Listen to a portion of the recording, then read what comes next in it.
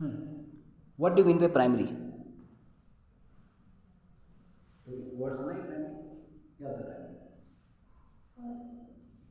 हाँ, first need. तो मैं वर्ड पूछा आपसे प्राइमरी है ना, तो आपने क्या किया फर्स्ट नीड। तो इसको हम, इट्स नॉट नेसेसरी कि हमने प्राइमरी वर्ड यहीं पे लगाना है।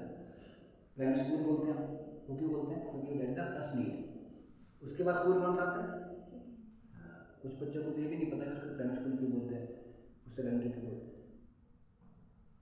Water is the primary need, others are the secondary.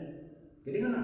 तो ये चीज़ें जो हैं, प्राइमरी हो गया और सेकेंडरी हो गया।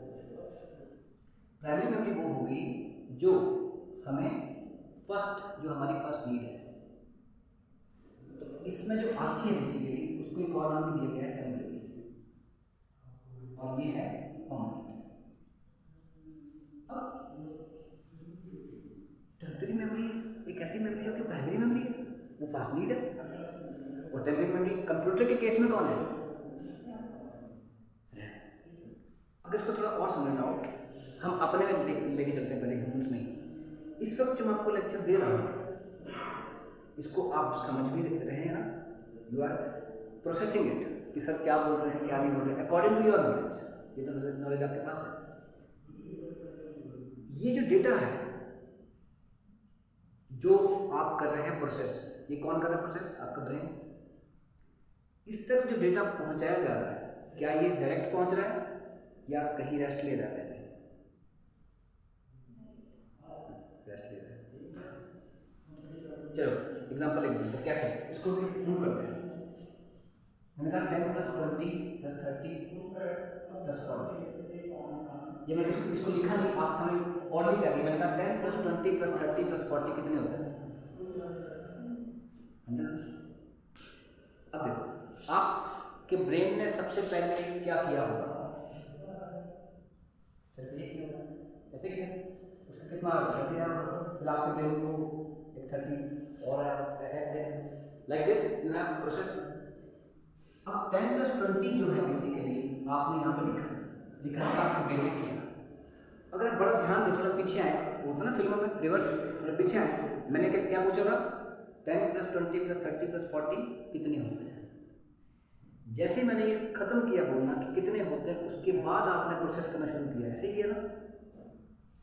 तो जब आपका ब्रेन कर रहा था 10 + 20, उसने दिया 30 है ना, तो इसको ब्रेन को कहाँ से याद आ गई कि भैया एक 30 और भी था, क्योंकि मैं तो यहाँ से बोल चुका था। तो ये अगला 30 कहाँ से आया? और जब ये 60 हुआ तो इसको कहाँ से आया कि एक 40 भी था भैया, ये कहाँ से आया 40? आपका ब्रेन तो प्लस कर रहा था, ये 40 कहाँ से आया? मेमोरी से आया।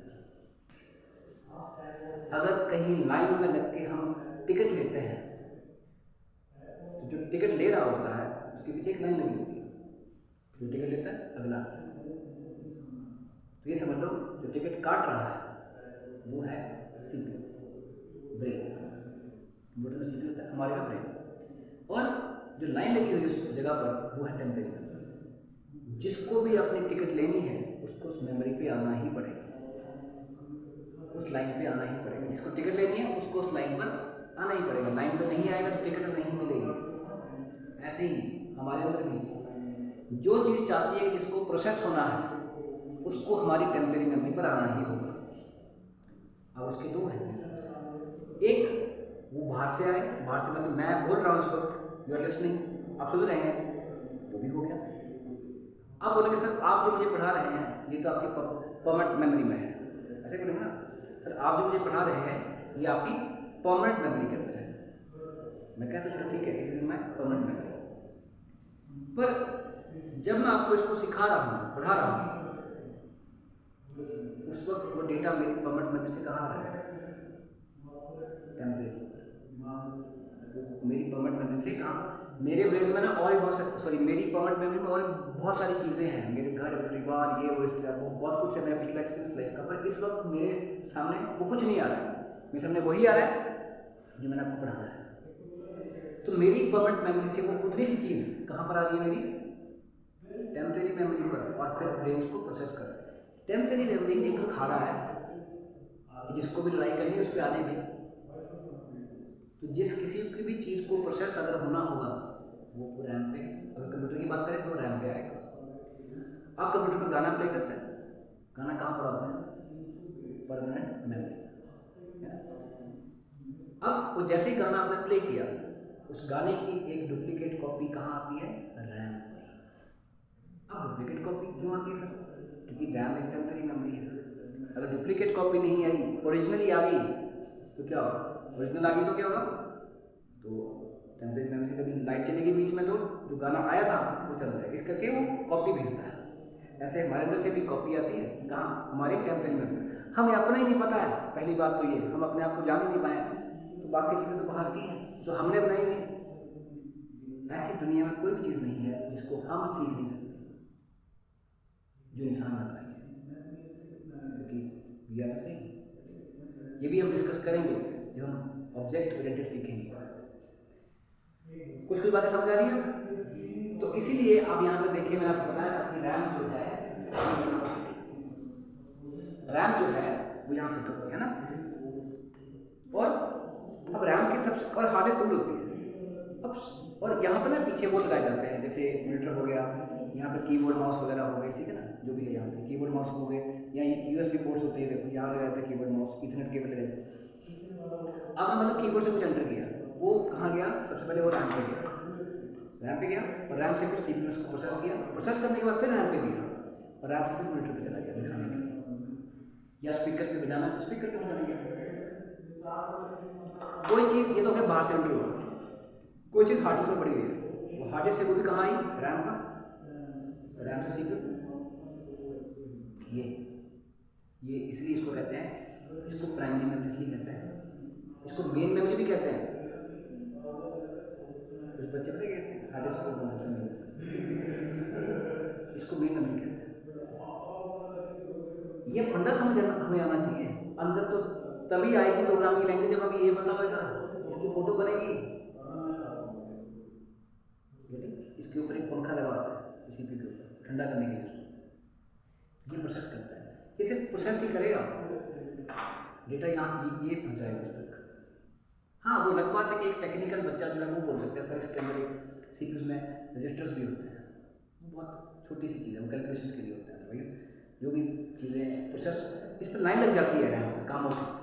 आप एक साथ नॉट पैड यूज़ कर रहे हैं, टाइपिंग भी कर रहे हैं, इंटरनेट भी यूज़ हो रहा है, टाइपिंग भी कर रहे हैं, सब कुछ कर रहे हैं, एक साथ सारे काम यहाँ पे इकट्ठे हो रहे हैं। CPU मान लो कि एक मतलब 1 कोर होता है, 2 कोर होते हैं, क्वाड कोर, डुअल कोर, एक कोर वाला है, तो उसमें फिर क्या बोलेगा भाई, मैं एक एक करके दोनों के काम। CPU भी ना वर्कर है कंपनी में, जैसे वर्कर होता है ना कंपनी में, CPU भी वर्कर ही है, रैम भी वर्कर है, ये हार्ड डिस्क वगैरह जितनी भी चीज़ें सारी वर्कर्स हैं, और वर्कर्स, प्रिंटर, स्कैनर, ये वो सब कुछ, कीबोर्ड माउस वगैरह, they all are what? Workers.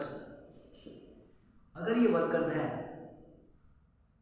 तो इनको मैनेज कौन करता है? जैसे कंपनी में जो वर्कर्स होते हैं, हु मैनेजेस दैट? ये दोस्त, who manages the workers of the company? Manager है कि नहीं? वो बताता है कि काम कैसे करना है। अच्छा, एक चीज़ और होती है, इलेक्ट्रिसिटी, वो किस काम के लिए आती है? वो तो सिर्फ खाना देने के लिए है, जैसे हम खाना खाते हैं, for what? Energy. Electricity is not for instructions, electricity is for what? Electricity is for energy, getting? And no, the thing who is giving the instructions कौन दे रहा है इसको? इंस्ट्रक्शन दे रहा है हमारा मैनेजर, और यहाँ पर मैनेजर कौन है? कंप्यूटर के साथ सॉफ्टवेयर जो है वो इसको इंस्ट्रक्शन देता है। सॉफ्टवेयर बोलता है ये कर, ऐसा कर, क्योंकि उसके अंदर पहले से इंसान ने ही इंस्ट्रक्शन लिख करके दे दी। और अब सॉफ्टवेयर भी दो तरह का होता है, लिखने क्लियर है कुछ? तो अब सॉफ्टवेयर भी हमारा दो तरह का होता है।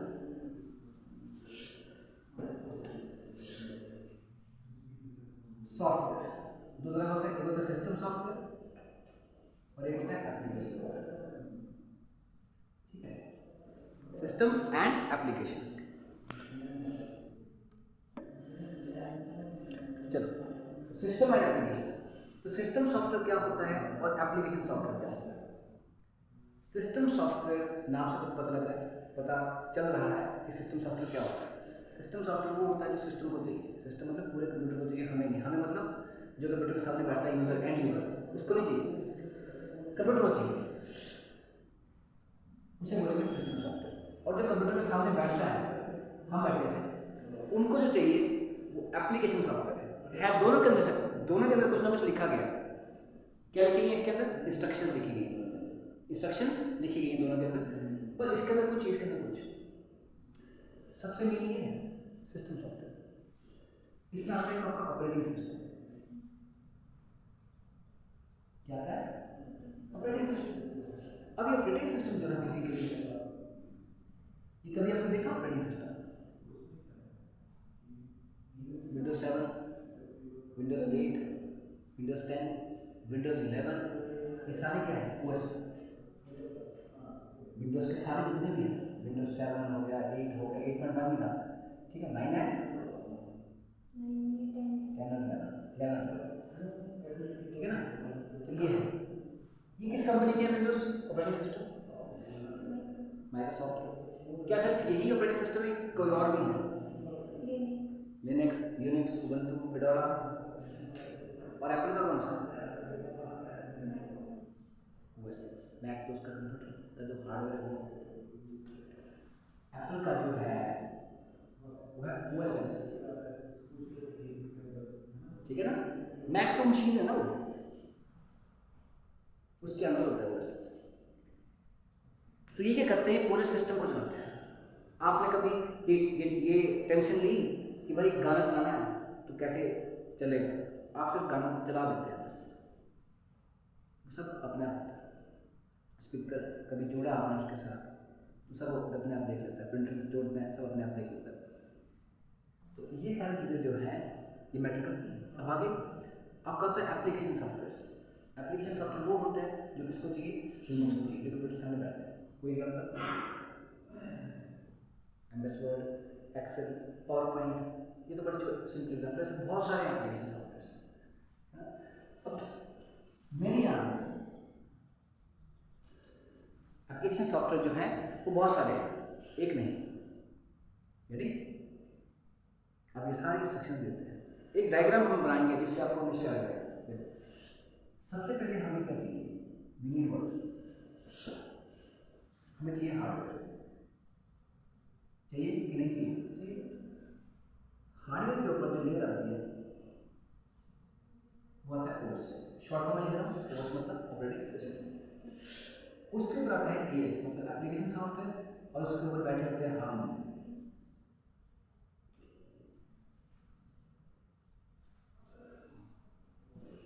ठीक है ना?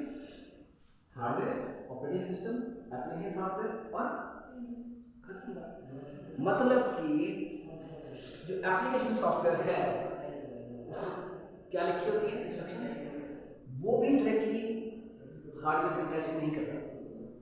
हार्डवेयर से इंटरेक्शन करने वाला कौन है? ओएस। तो ओएस सब कुछ देख रहा है, सब कुछ। विंडोज 7 का यूज हम नहीं करते, कंप्यूटर करता है। हम तो सामने बैठे थे, एमएस वर्ड कुछ बताएंगे, वो अपना काम कैसे कराएगा? ओएस से, ओएस हार्डवेयर से। और यही सारी चीज़ें हर इलेक्ट्रॉनिक प्रोडक्ट में आपको मिल जाएगी। जैसे मोबाइल फ़ोन में भी यही सारी चीज़ें सेम होगी, सिर्फ साइज छोटा होगा। उसमें भी रैम होगी, उसमें परमानेंट मेमोरी होगी, उसमें भी सीपीयू होगा, उसमें भी ओएस होगा। आपके फ़ोन में कौन सा ओएस है? जोर से। वो ओएस है, एंड्रॉयड तो नहीं है? एंड्रॉयड है ना?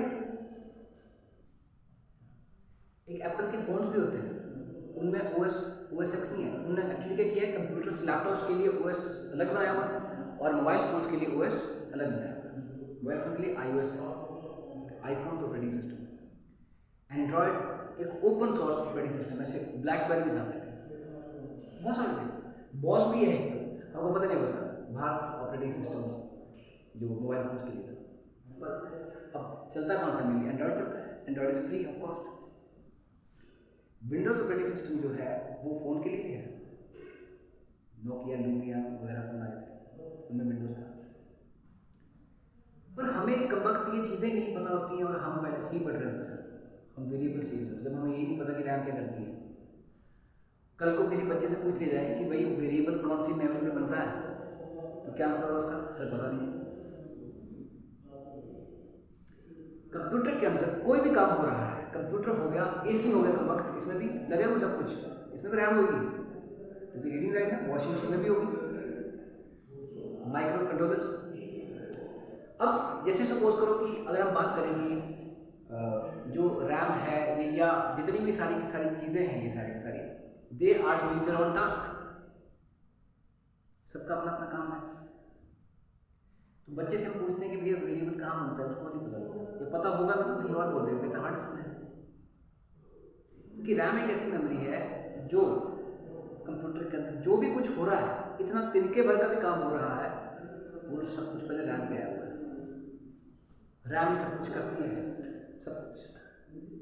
वो जो ओएस है, सॉरी ओएस इस पूरे सिस्टम को मैनेज कर रहा है कि रैम से डेटा वहाँ पे जाना है, तू ना ओएस भाई, सीपीयू से काम कौन ले रहा है, ओएस। रैम से काम कौन ले रहा है, ओएस। हार्ड डिस्क से काम कौन ले रहा है, ओएस। पूरे मदरबोर्ड से काम कौन ले रहा है, ओएस।